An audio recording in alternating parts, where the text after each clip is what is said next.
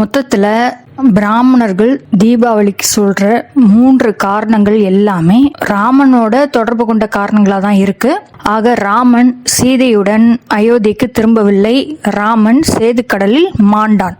தீபாவளி என்பது ராமன் சேதுக்கடலில் மாண்ட நாள்.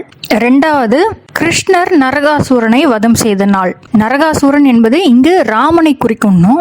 இந்திரனுக்கு பதிலாக அவங்க கிருஷ்ணரை சொல்லியிருக்காங்கன்னு நம்ம டீகோட் பண்ணிட்டோம். அதனால கிருஷ்ணர் நரகாசூரனை வதம் செய்த நாள்ன்றத நம்ம இந்திரன் ராமனை வதம் செய்த நாள் அப்படின்னு புரிஞ்சுக்கிறோம். 3வது, மகாவீர் முக்தி அடைந்த நாள் அப்படின்றத நம்ம ராமன் வீழ்த்தப்பட்ட நாள் அப்படின்னு புரிஞ்சுக்கிறோம்.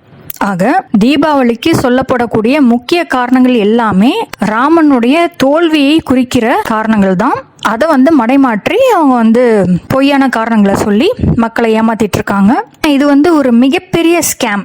ராமனோட உண்மையான வரலாற்றை மறைச்சு அதை அஸ்திவாரமா வச்சு இந்துத்துவான்ற ஒரு வெறிபிடித்த கோட்பாடை உண்டாக்கி அதை வச்சுதான் இந்த பிராமண பிஜேபி RSS கும்பல் இந்தியாவை ஆண்டுட்டு இருக்காங்க, அரசியல் செஞ்சுட்டு இருக்காங்க. சுருக்கமா சொன்னா அவங்களுடைய அரசியலின் ஆணி வேறே ராமனின் பொய்யான பிம்பம் தான். அந்த பொய்யான பிம்பத்தை நம்ம இப்போ உடைச்சிட்டோம். ராமன் வீழ்த்தப்பட்ட நாள் தான் தீபாவளி அப்படின்றத நம்ம கண்டுபிடிச்சிட்டோம். அதுவும் அது தீபாவளின்னு பேர் வச்சதும் அவங்க தான். நம்மளுடைய முன்னோர்கள் அதை ராவண வெற்றி விழாவா தான் கொண்டாடி இருப்பாங்க. அதனால இனிமேல் நம்ம இதை ராவண வெற்றி விழா அப்படின்னே நம்ம கொண்டாடுவோம்.